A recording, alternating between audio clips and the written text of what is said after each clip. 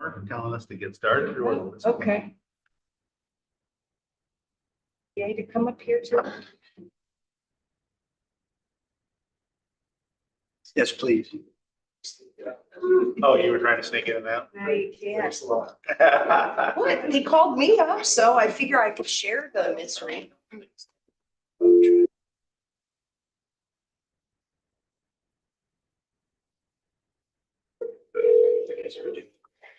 Good morning. Who's on the line? Hey, Brad. Okay. Commissioner. Okay.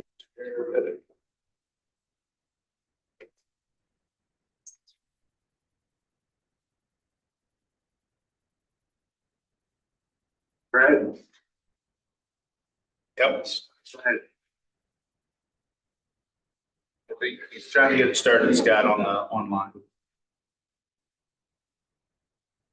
Only one to start on the agenda. Okay.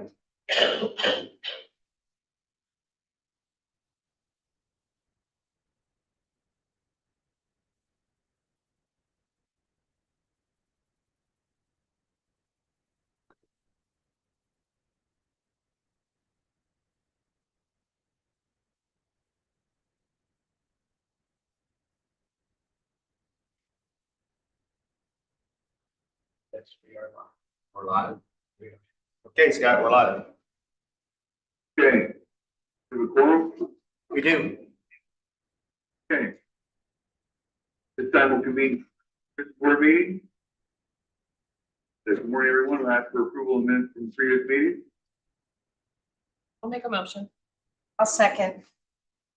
On their side, Aye. is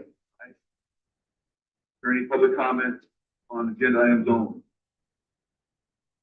There is not. Okay, thank you, Ward. Moving on to the expenditure report. Ward? I believe, Commissioner, you would be seeking a motion to approve. A motion to approve the expenditure report. I'll make a motion. Second. We have a second. Judge Butts? Their side. Aye. Personal action. Thank you, Commissioner. We're seeking the approval of 4 personnel actions. The first 2 at the pre-release center, Matthew Conyer and Quentin Ferguson as full-time resident supervisors. And at the prison, Justin Whitmer as a full-time correctional officer 2, and May Lynn Johnson as a full-time nurse supervisor. Okay, thank you. We have a motion to accept personal action. I'll make a motion. I'll second. Their side. Aye. Criteria, informational items. Ward? Population report shows for the month of June, the prison had an average of 169.37 males and 26.77 females. At the pre-release center, we had 41.4 males and 7.97 females. The average daily population for males was 210.77 with a peak of 222. For females, it was 34.73 with a peak of 40. The average daily population was 245.5, and we had a peak population of 261 in the month. In-home detention had an average of 1.83 males. We had no overcrowding transfers, so our total population is the same as the average daily population, 245.5, and that's about 3 inmates higher per day than we experienced in May. Prison disciplinary report. In the month of June, there were 46 hearings conducted by the disciplinary committee chaired by Deputy Warden Barnes. Of those 46 hearings, 40 resulted in a guilty finding with disciplinary lockup time imposed. 4 resulted in a guilty finding with disciplinary lockup time suspended. 2 resulted in not guilty findings. Those hearings were held on 31 inmates, 8 of which had greater than 1 incident, and there were 21 informational reports generated in the month. Are there any other additional highlights or information, Ryan, that you wish to provide?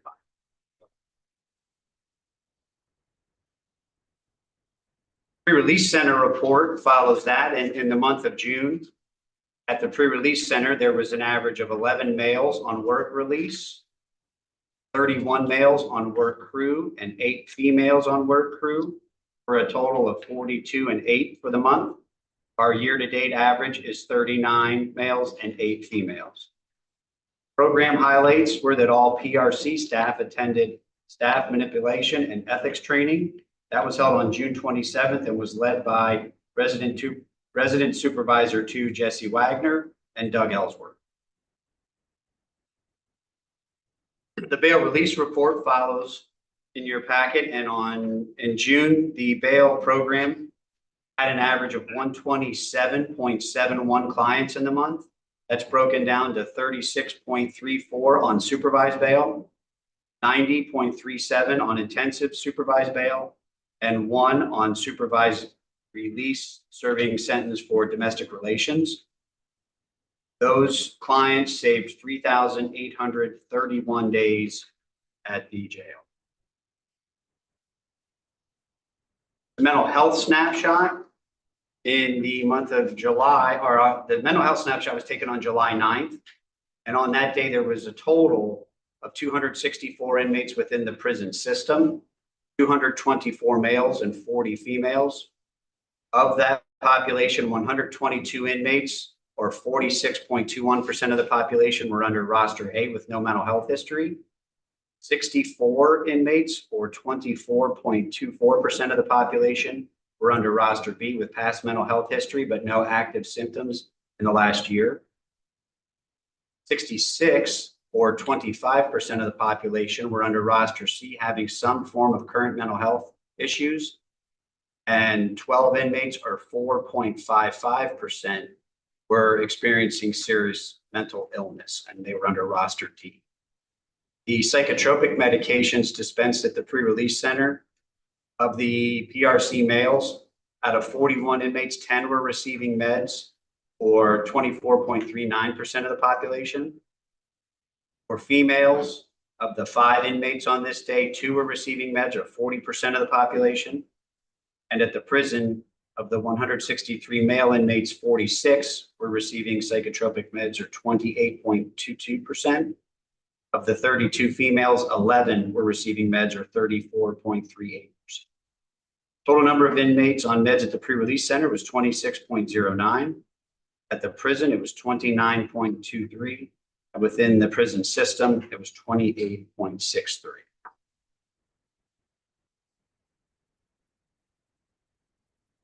We're looking at about a 10% increase, like a year ago.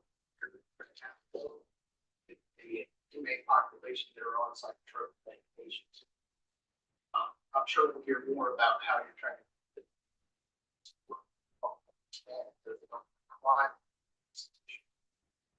That's all.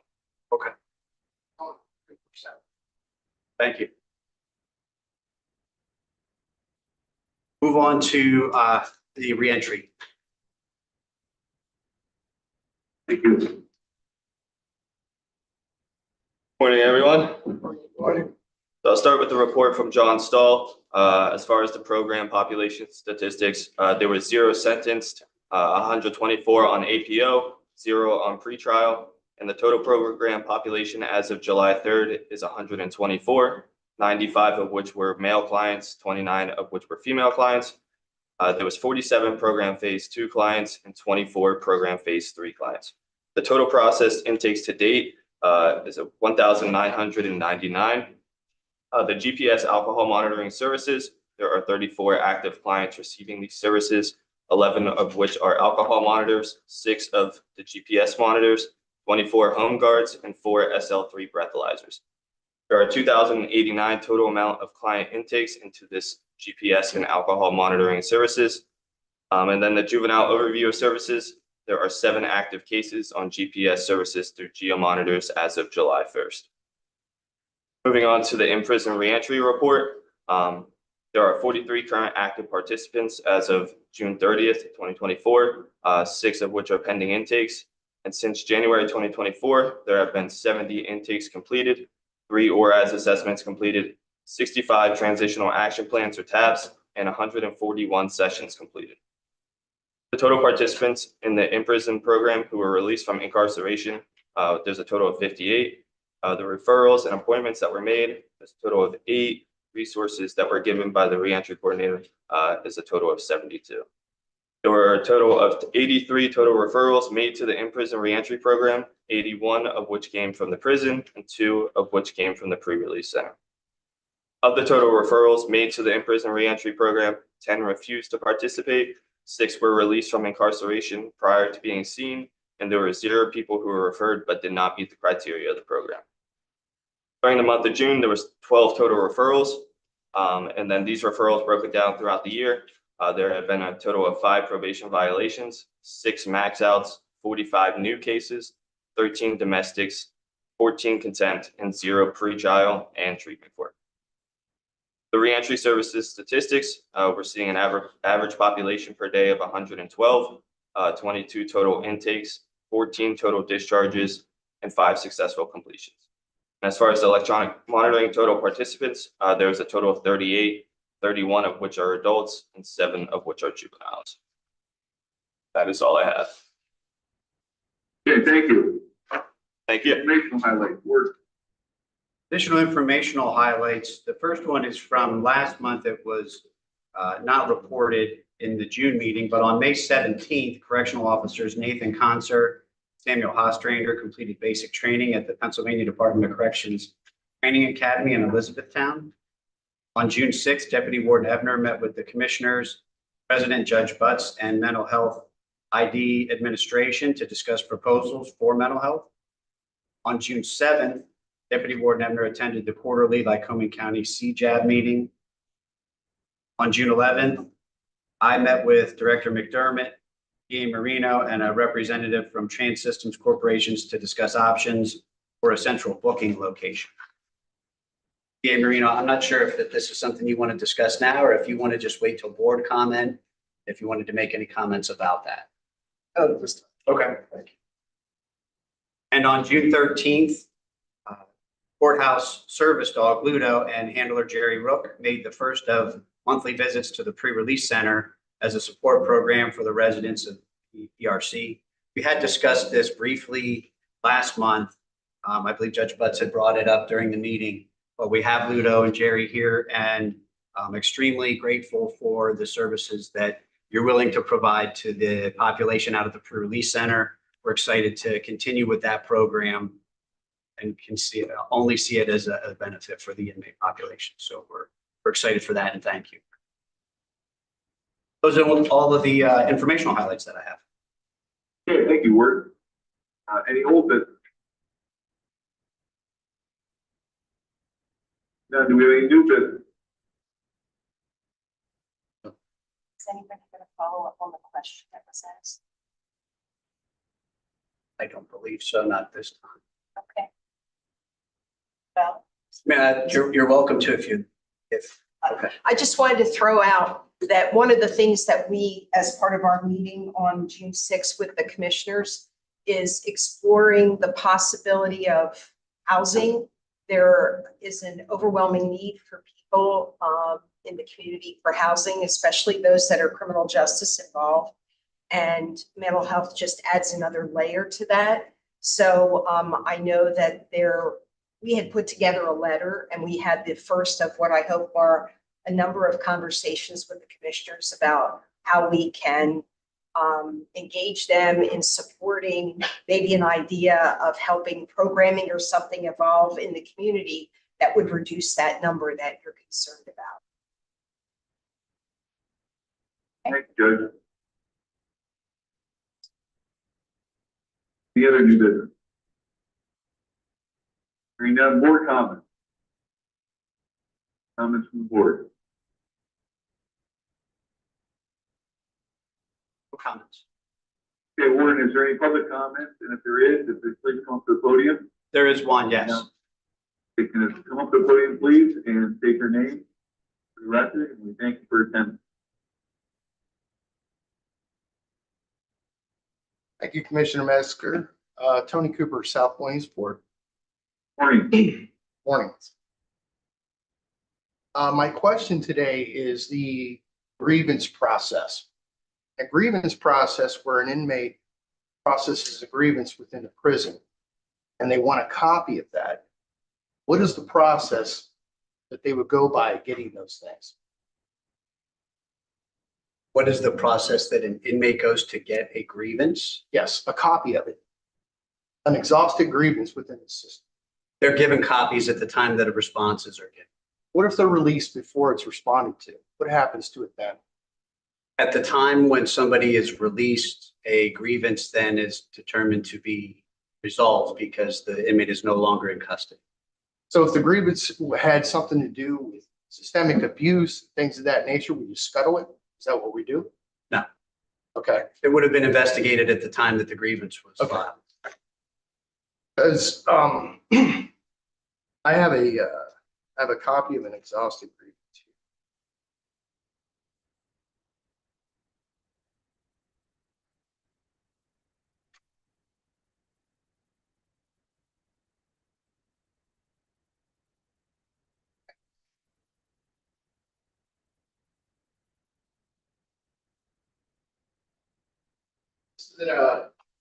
This is an exhausted grievance from pre-release center. And it was me identifying an issue that I perceived as being abused within that facility. And if you look at the front page, the higher dividend of what comes from that, it simply says inmates have no right to determine the job of responsibilities of PRC staff. So the answer was, it was none of my business. I assure you, when it comes to systemic abuse within an institution like a prison, it's the public's business. I don't believe it says that it's none of your business. It just says that inmates have no right to determine the job responsibility. It also didn't detail what any actions that were taken in response to that at all. So I don't know what it says. If it doesn't say anything else, what does it say? It says that inmates have no right to determine the job responsibilities of PRC staff. I just wanted to clarify that that's what it was.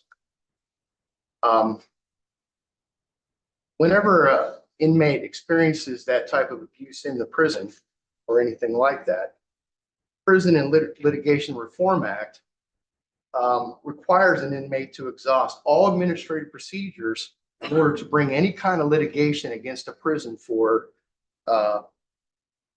regarding conditions or medical treatment or systemic abuse, anything like that. You're telling me that when somebody's released, that documentation goes away. And I don't think that that's the right way to go about. Whenever that transaction is created and you're interacting with a county employee, it's essentially a transaction of the agency, and therefore it's a discoverable document. And we should never scuttle things like that, especially if it has damning information. Yeah, and nothing was scuttled and no documents are disposed of. And yes, Solicitor Blue. Can I address this quickly? Sure. Inmate grievances are solely a product of the Prison Litigation Reform Act. And it is the only administrative remedy available to inmates to raise issues of confinement. But an inmate is no longer confined. The administrative process isn't available because any remedy that might be afforded to the inmate is moved because they're no longer confined. And so if an inmate, as a matter of law, an inmate is released at any point along the continuum of the grievance or appeals process, it becomes moved as a matter of law. That's it. It's not whatever words people might want to ascribe to that. It's just simply, it's as if in court, judge, whatever the controversy is no longer something that the court has to decide because the issue is resolved. Doesn't do anything with respect to any of the other issues that have been raised in connection to grievances. Inmate grievances are a very narrow issue. All that helps the court.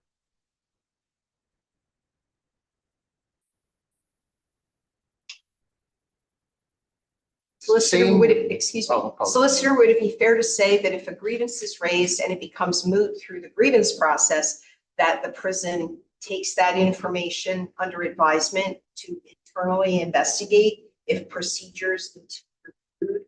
Absolutely, the warden is correct, that the grievance is investigated when it's originally submitted.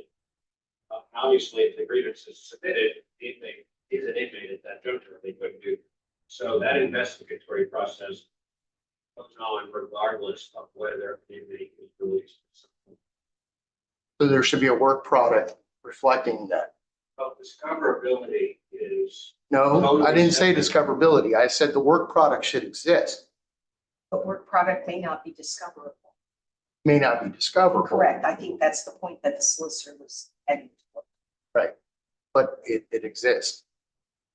So that's important to know that it exists. Something that's just gotten rid of, that's not good. And the reason I say that is if an inmate has a grievance where a particular staff member is indicated, and a staff member moves on or retires, avoids the accountability that's supposed to come with that. But I think that's what the solicitor says, that just because maybe the inmate's no longer in the prison or the pre-release center, that they still evaluate the concern, the grievance that was raised. So perhaps you don't see it, but what's to say that something isn't? So what mechanism makes them reportable to the person that filed the grievance? Judge? None. None. It's just, oh, well, huh? No, because there's the HR process too. That is confidential. So that's why you may never know that, not just because you're no longer in jail, but Okay. just because that's part of a confidential process. Okay, and on a positive note, I got a copy of the pre-releases center mail guidebook. Looks very familiar. I've seen it before. I'm going through it and kind of suggesting some changes, and next month I'll bring that by. Thank you. Okay, thank you. Warden, is there any other public comment? You're in the audience or online? There is not.